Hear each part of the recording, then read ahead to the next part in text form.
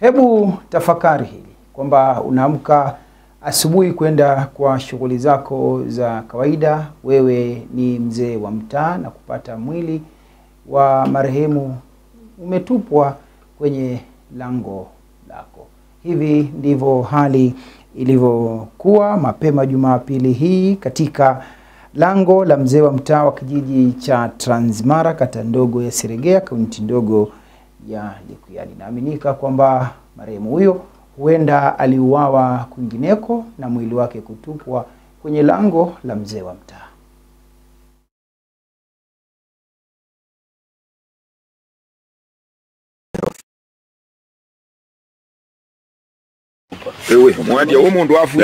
Kulingana na Alfred Washisino na mkewe Rofina Ashuma, maiti hiyo iligunduliwa na jirani yao aliyekuwa akipita karibu na lango lao saa 12 alfajiri ya leo. Saa 12 na matakika kadhaa asubuhi, jirani anakuja akipita akienda masiwa kwa duka, akakuja kuniamusha, mtu amelala kwa mahindi yako.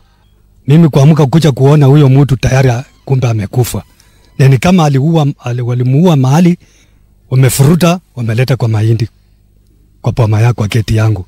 So kuangalia sura ni mtoto ya charani yangu. Huyo kijana hachokosingi mtu. Anafanya tu kiparwa yake, anaenda kuoje mpira kwa video na anarudi, analala. Nimebaki na mshangao, hata natetemeka. Badala waue mtu wamwache huko, wamekuja wameleta kwa shamba yangu.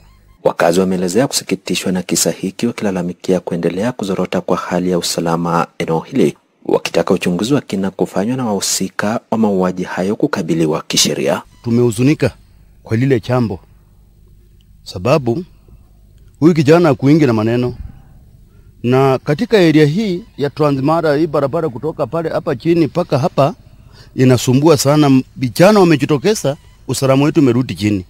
Tunaomba vituo vya usalama vitusaidie ili tuone hawa watu wanafanya vitendo ni watu gani. Hii visa vya watu kuua wengine vimekuwa sana. Tungeomba, sisi ni taxpayers of this country also, serikali ituangalilie kwa nini ikifanyika hivi. Hata uchunguzi yenye inafanywa inaenda miaka karibu 30, huwezi sikia report.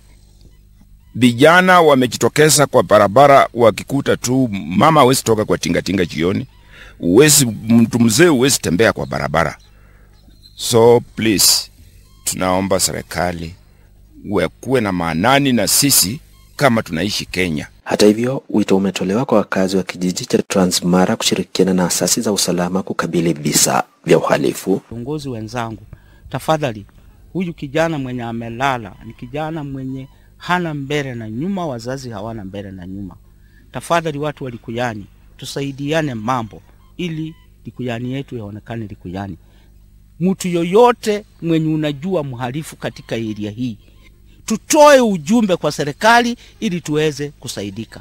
Tutafute ni nini inayoleta madhara katika area hii. Joseph Amnyotieno, West TV, Likuyani, kaunti ya Kakamega.